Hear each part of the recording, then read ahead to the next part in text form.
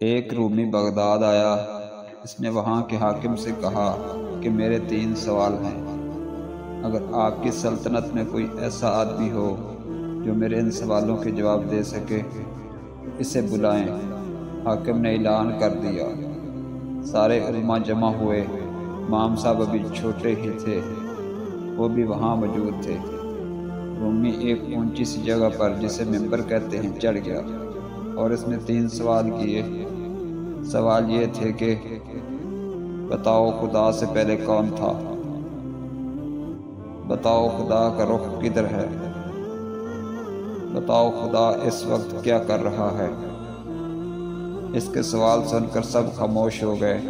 امام صاحب رحمۃ اللہ علیہ آگے بڑھے اور فرمایا، ان سوالوں کے جواب میں دوں گا، لیکن شرط یہ ہے کہ آپ ممبر سے نیچے اترائیں۔ وہ آدمی نیچے اتر آیا اور امام صاحب رحمۃ اللہ علیہ اس کی جگہ پر جا کر کھڑے ہو گئے۔ رومی نے پہلا سوال کیا، بتاؤ خدا سے پہلے کون تھا؟ امام صاحب نے اس سے کہا، گنتی گنو۔ رومی نے گننا شروع کیا۔ امام صاحب نے اسے روک دیا اور کہا، 1 سے پہلے گنو۔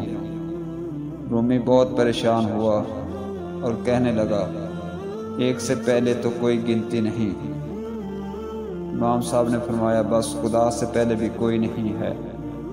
پھر رومی نے دوسرا سوال کیا، بتاؤ خدا کا رخ کدھر ہے؟ امام صاحب نے ایک موم بتی جلائی اور رومی سے پوچھا، بتاؤ اس کی روشنی کا رخ کدھر ہے؟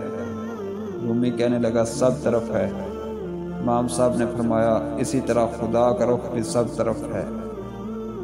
اس کے بعد فرمایا، تمہارے تیسرے سوال کا جواب یہ ہے کہ خدا اس وقت یہ کر رہا ہے، اس نے تمہیں ممبر سے نیچے اتار دیا اور مجھے اوپر چڑھا دیا۔